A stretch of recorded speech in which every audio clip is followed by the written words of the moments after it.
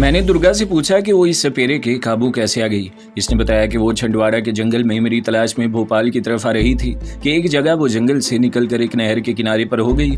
बस वहीं कहीं से इस सपेरे ने दुर्गा को देख लिया और इसकी बू से पहचान लिया कि ये नागिन सांप नहीं है बल्कि औरत है, और वहीं से वो इसके पीछे लग गया और आखिर एक जगह इसे काबू कर लिया। लारी किसी जगह रुक गई। बाहर से बहुत से लोगों की बातें करने की आवाज़ रही थी। ये कोई लारी अड्डा था। यहाँ से सपेरा और सपेरन पैदल ही किसी तरफ रवाना हो गए। देर तक दोनों पैदल चलते रहे, फिर किसी जगह बैठ गए। सपेरन कहने लगी, अरे हंडिया खोल कर देखो तो सही, दोनों जिंदा भी हैं कि एक दूसरे को डस कर मरे पड़े हैं। सपेरे ने कहा, अरे मूर्ख, कभी ऐसा हुआ है भला?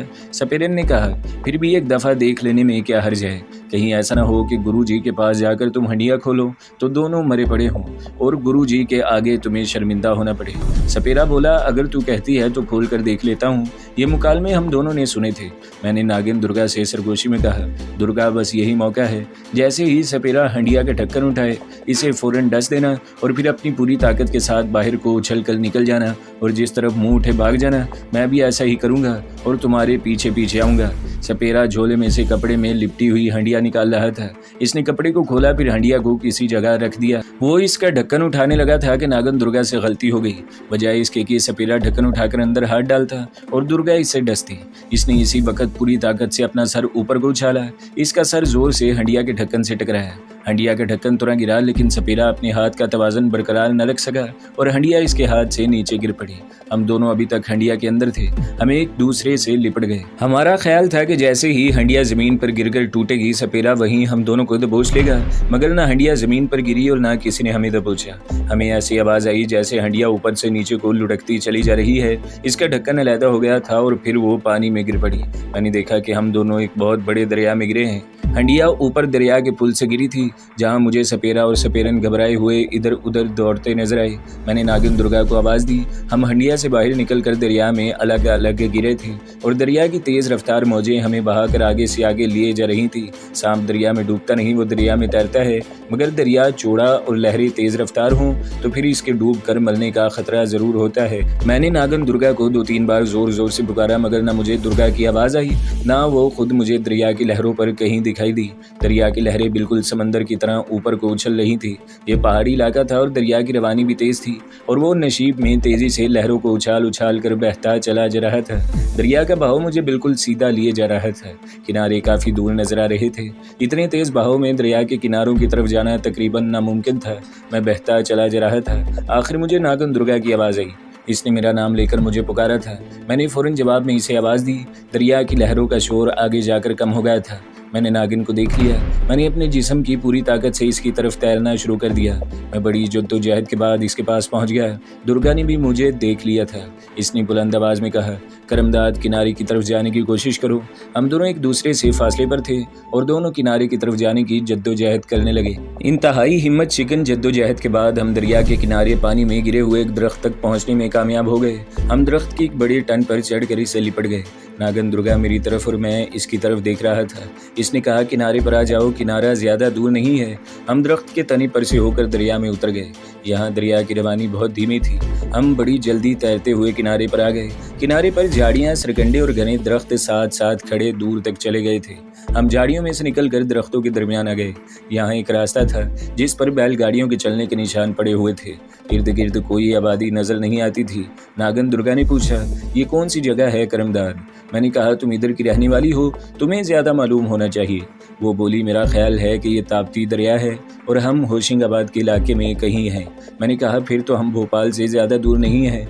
हम यहाँ से भोपाल वापस जा सकते हैं। दुर्गा ने कहा, तुम तो भोपाल ज़रूर जाओगे, वहाँ तुम्हारी बीवी जो है, मगर मेरा तो अब तुम्हारे सिवा कोई नहीं है। मैं तो सिर्फ इस उम्मीद पर जिंदा हूँ कि कब तुम इंसानी शक्ल में आकर मेरा मुंह चूमो और मैं औरत की शक्ल में वापस आ जाऊँ। मैंने दुर्गा से कहा, दुर्गा, जब मैं इंसानी शक्ल में था तो तुम्हारी तलाश में दरबदर मारा फिरता रहा, मगर तुम मुझे कहीं नजर न आई। किस्मत में यही लिखा था कि तुम मुझे इस वक्त मिलोगी जब मैं भी इंसान से सांप बन चुका हूँ। लेकिन एक बात मैं तुम्हें बता देना चाहता हूँ, अब भोपाल में मेरी बीवी नहीं है। मैंने इसे पाकिस्तान वापस भिजवा दिया है। अब मैं भोपाल में अपने साथी खालिद के पास ही जाऊँगा। दुर्गा ने गहरा सांस भरा और बोली, करमदाद, मैंने ये सोचा था कि हम दोनों औरत और मर्द के रूप में ज़िंदगी के कुछ खूबसूरत साल एक दूसरे के साथ रहकर बसर करेंगे, लेकिन ऐसा लगता है कि भगवान को ये मंजूर नहीं है।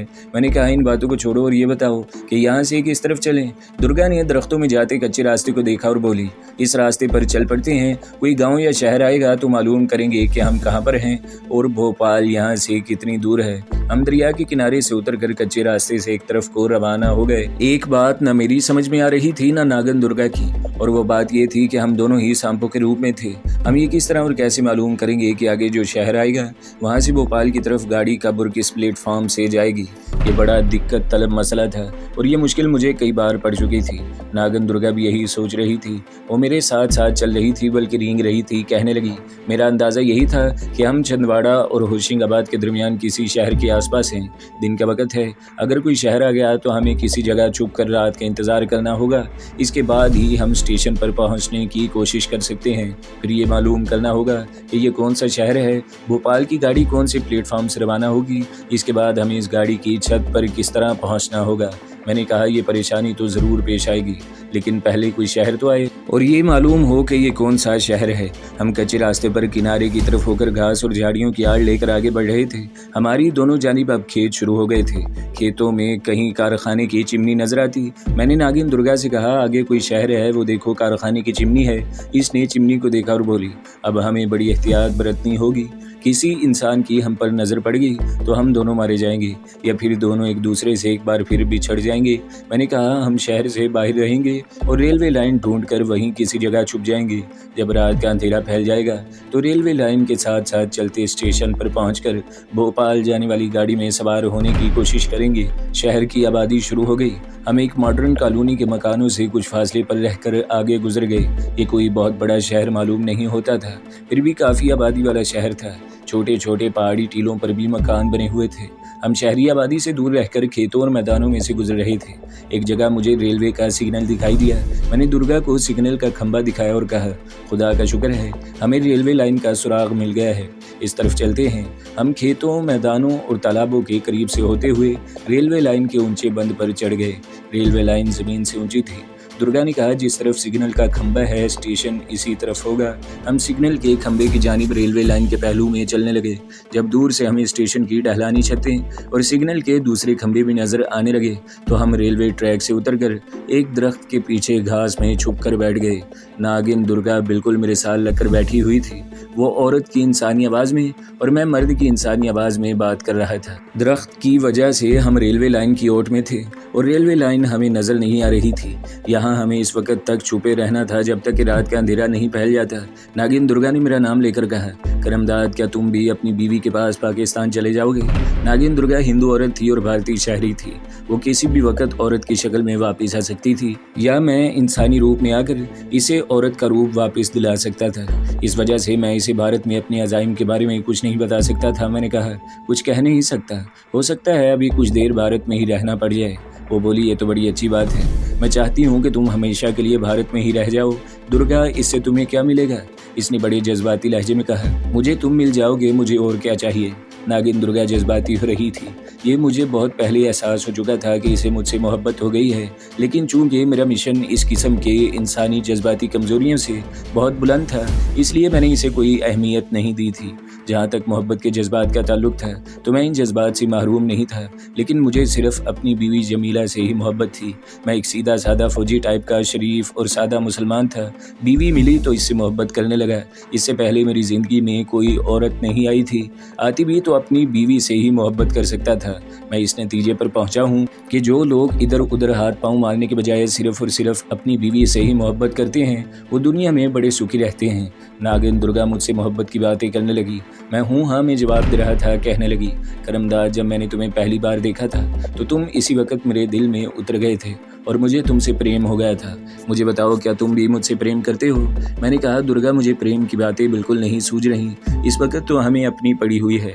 वो बोली, लेकिन मैं तो इस वक्त भी तुमसे प्रेम की बातें कर रही हूँ। बताओ, क्या तुम भी मुझसे प्रेम करते हो करमदाद? मैंने यूं ही कह दिया, अगर तुम मुझसे प्रेम करती हो तो फिर मैं तुमसे प्रेम कैसे नहीं कर सकता।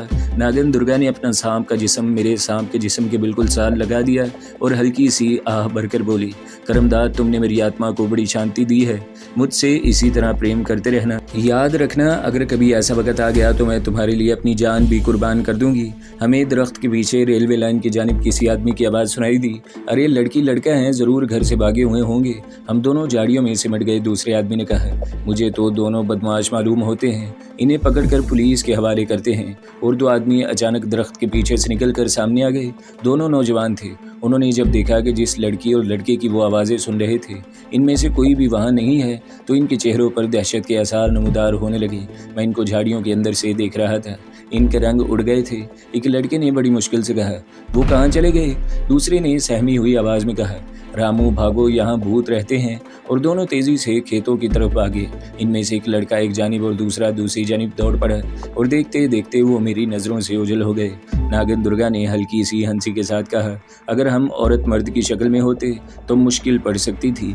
मैंने कहा, हाँ, वो दोनों तो इतने डर गए थे कि इनसे बात तक नहीं हो रही थी। नागिन दुर्गा मेरे साथ बिल्कुल साल लग गई। कहने लगी, करमदाद, मुझे बताओ, तुम मुझे छोड़कर तो नहीं जाओगे? मैं इसे क्या जवाब देता? मैंने यूं ही कह दिया, दुर्गा तुम खामखा परेशान कर रही हो, हौसला रखो, मैं अभी कहीं नहीं जाऊंगा।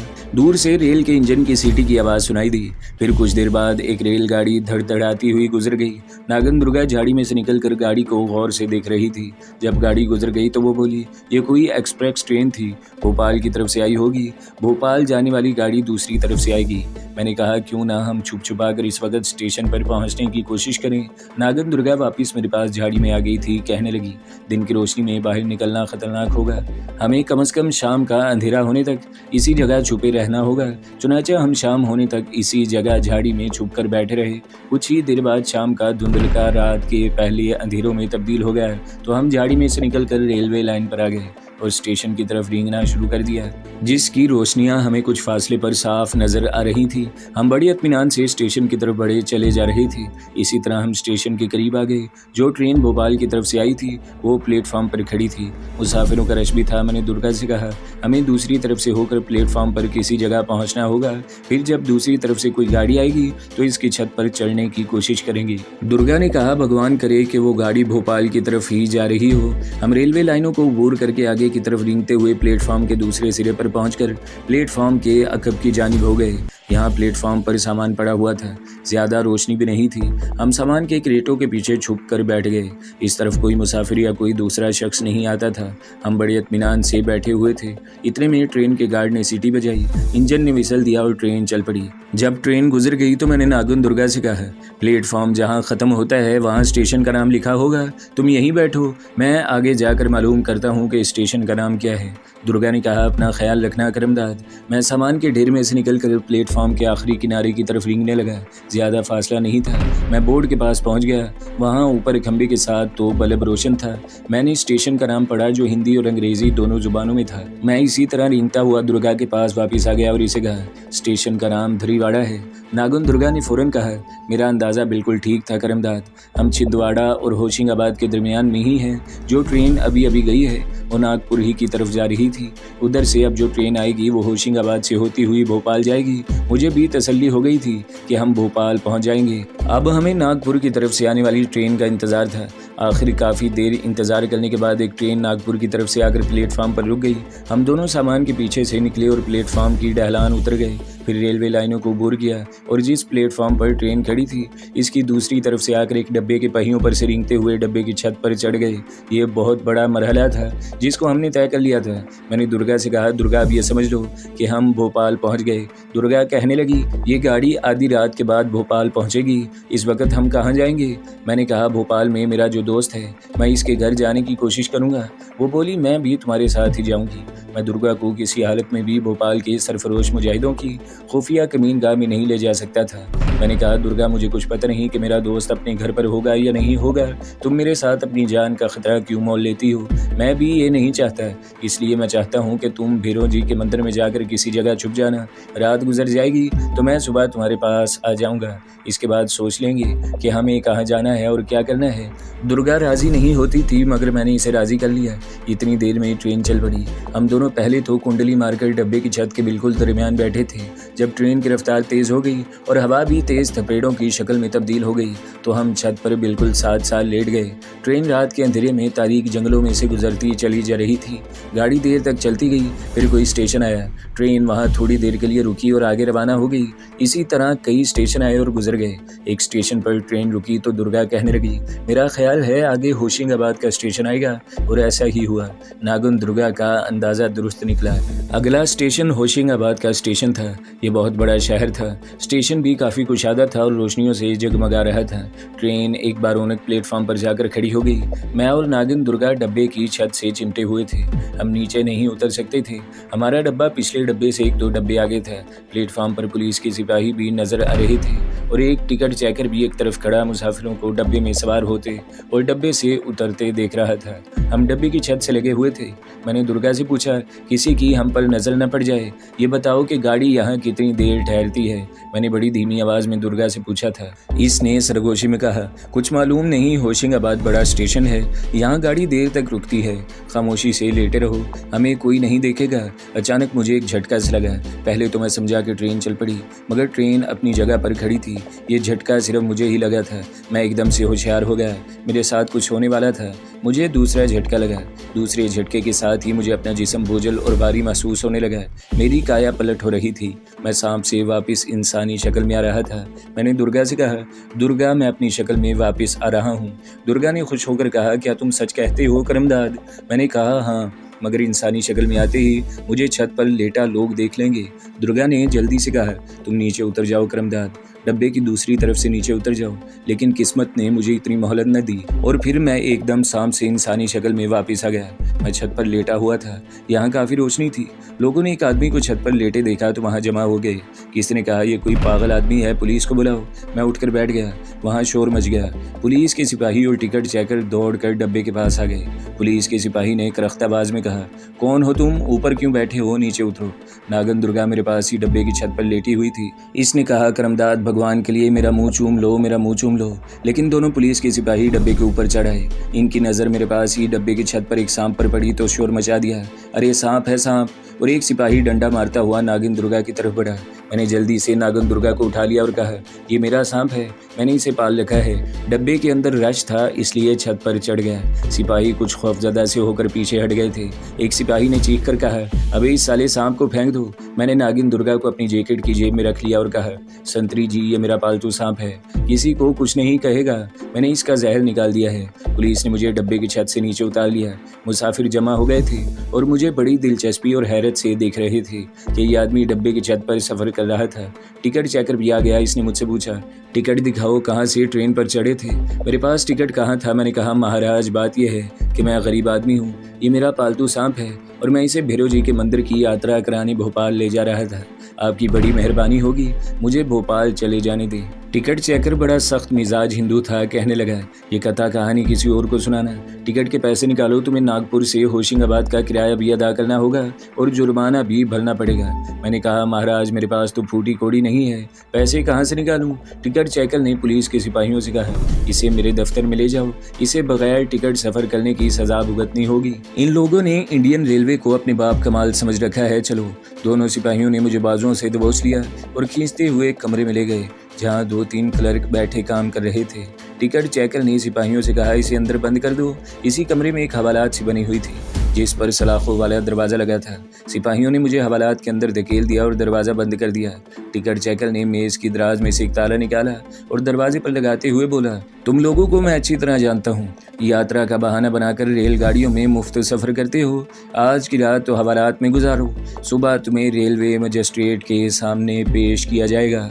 तो दोस्तों, अगली किस्से सुनने के लिए हमारे चैनल को ज़रूर सब्सक्राइब करें, वीडियो को लाइक करें और बेल के आइकन पर भी क्लिक कर दें ताकि हर जो आने वाली वीडियोज़ हैं वो आपको सबसे पहले मिलती रहें।